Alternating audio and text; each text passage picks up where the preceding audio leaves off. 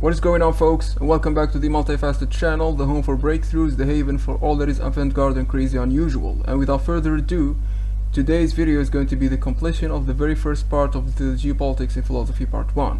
If you haven't seen it, this is it, go check it out, it's super informative, it's also one hell of a read as an article. And as a rewind of the first part, we established that philosophy was looped to geopolitics for the sake of accounting for the ideals of the underdog civilization that could still fight the flow of geopolitics and its demonic resolutions, or regimes. Mainly speaking, we mentioned a few points concerning the decency that people have been carrying for quite some time, which is so very marginalized as of right now, and also despite the feeling of being trapped inside this heaven-like world which is created by them, politicians, or the very bare community we, ordinary folks, opt for every single time, yet naively, and that is being the haven, H-A-V-E-N, or safe place with our nonsensical clinging or inclinations for the utopian world, or the fundamental basics of utopia.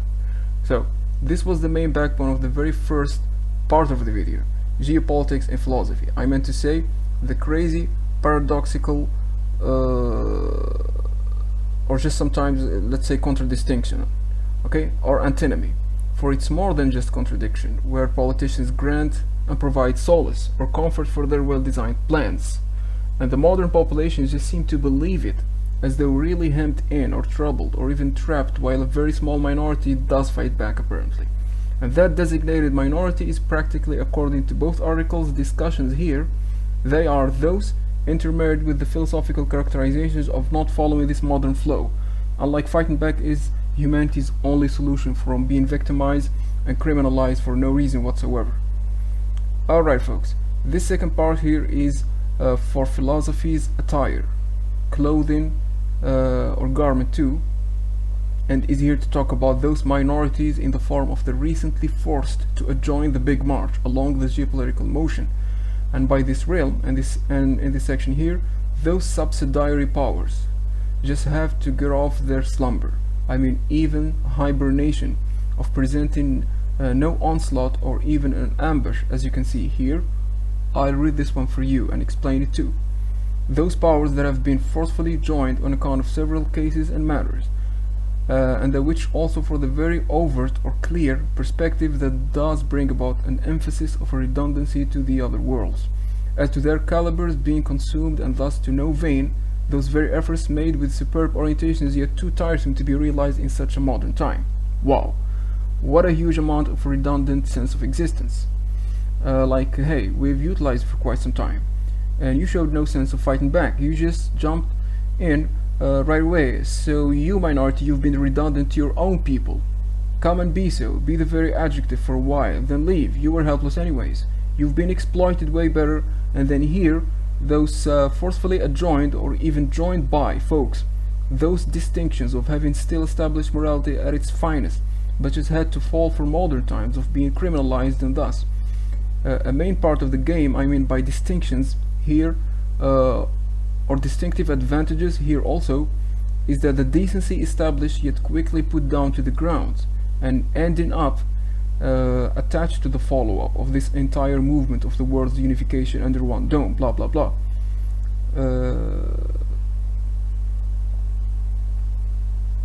And this very part here has become like a modern philosophical dictum. You know, it's quite universal, or even a cant, C-A-N-T without apostrophe, like a final statement for the matter. You know, it's like, let it be what it has to be, and then what a modern philosophy we live in today. I mean, humanity's prejudice in today's world is actually the backbone of a life's continuity, or just let it be thus, it's from now on a God-given sense of resourcefulness. We have nothing to do about it. A God-given sense of resourcefulness of following the pattern and just be cautious and careful about it. And even mirandizing such an uncanny and frightful perspective of just going with it.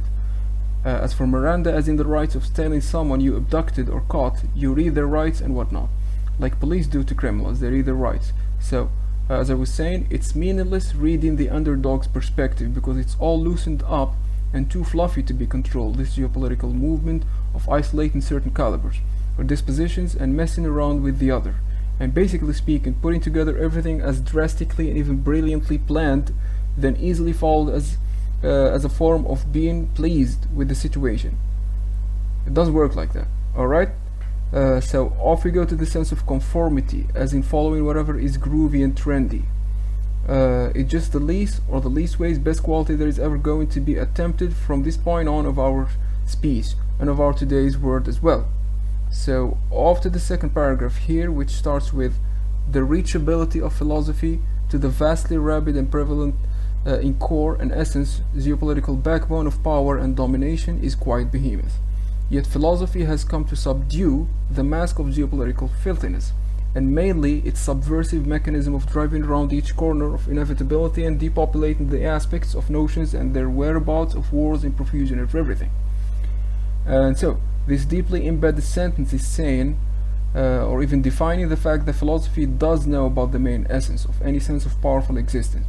That is property of geopolitics.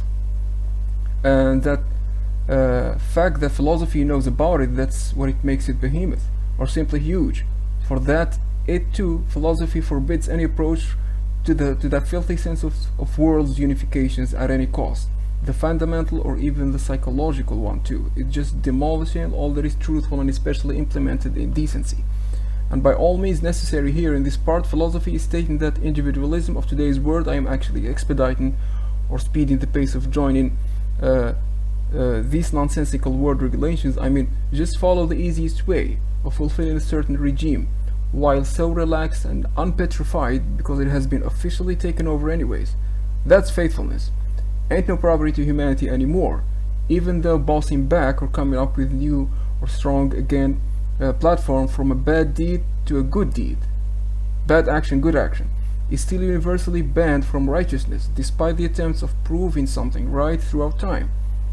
Failure just has to come and cedes to, or gets owned by the certain caliber of power that is up for everyone in the world. So folks, no sense of faithfulness or credibility with this victimizing humanity from every damn side.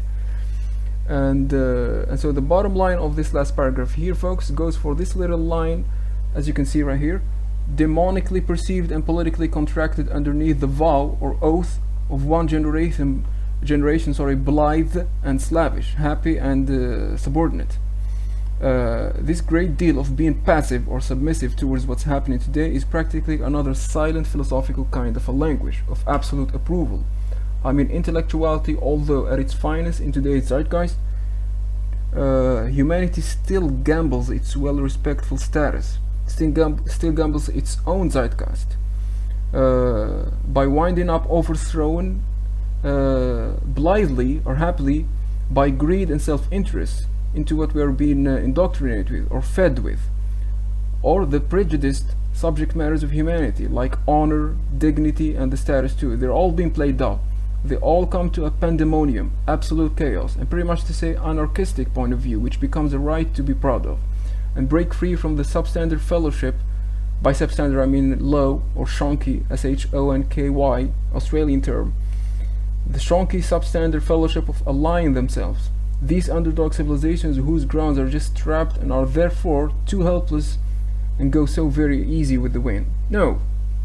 Philosophy in this second part of the video is here to state that any given satire or fake platform of devilish or demonic regulations, philosophy is to break it down by neutralizing such trials and tribulations of either joining the party or fighting back with power and inflamed refusal, and better still, politely too. You see? Precisely here. Humanity was trained and will always be trained to bring about all kinds of support to what would not serve them better, yet serve those in grand sense of domineering grounds of domination, vengeance.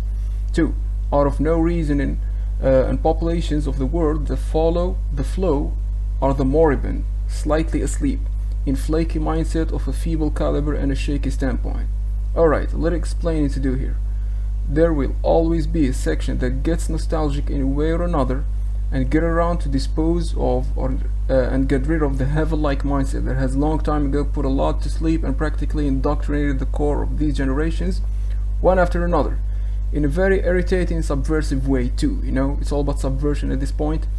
And folks, also when I say that the trendy and groovy groundbreaking found in the best place to live are the haven of the scoundrels who manage to weaken man's sturdy will, or powerful will, or temerity, or willingness, into a helpless perspective rather easily played out with each decisive point or with each decision, that the higher power, once prolific with their notions so far, they are honestly doing a good job, folks. You know, it's practically like that. So very diligent and meticulous in plans and doings too. We ain't no match for them unless unified in our own terms, and not theirs. Us. It's all about us, the underdog, the ones that are decent with our own zeitgeist built on our own regulations and terms as well. And with the weapon of philosophy that ensnares what we believe is someday utopian and heaven-like if we act out and fight back against the flow of apathy and inertia. Because folks, aspects of derelictions or failure to come upon the features of intellectuality and blow off steam of each effort made for an utopian standpoint, caliber, and that of an idea which suits perfectly that designated sense of harmonic and heaven-like mindsets, we, ordinary underdog folks like us, happen to have in pride and resolution, and in unfortunately universal kind of a happen to be situation, we are stuck to fight back in it, in this sense of a geopolitical or multi-unified evil figures, which philosophy is obviously containing here, and everywhere in this God-given universe or globe we're in, it's exposing them and putting their faces of lies all the way down. So there you have it, folks, and hopefully it's been a very useful, informative episode, and a completion as well of the very first part. I hope for this little originality of mine has been quite adequate, eye-opening and super insidious facts to catch up on. So let me know what you think. Join us with your ideas, English language fanatics with the philosophical calibers concerning your very opinion on this very second part of video, and how philosophy is interfering this time around, or just simply share it up on politics in general. And this very little piece of originality of mine I wrote on Account and About. If you haven't read this one, go check it out, please. It's one hell of a read, I promise you that. It's so complex, it's convoluted, it's philosophical for the moment. And as I said before in the previous full introduction of ProbityBLS blog, this is it. If you haven't seen it, go check it out. You're missing a lot. It's a thorough presentation of what this ProbityBLS community stands for. Join us so we can create a humongous community of creative writing and critical thinking. Why not put it into a discussion as of right now?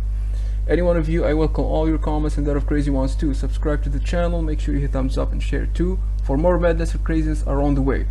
And on your way, they're coming. Of these originality articles are to be examined and explained, expounded even more. It's been a ProbityBLS episode of articles turned discussions. See you next time in a whole new talk and a lot more of an in-depth madness to get to. Have it good and goodbye.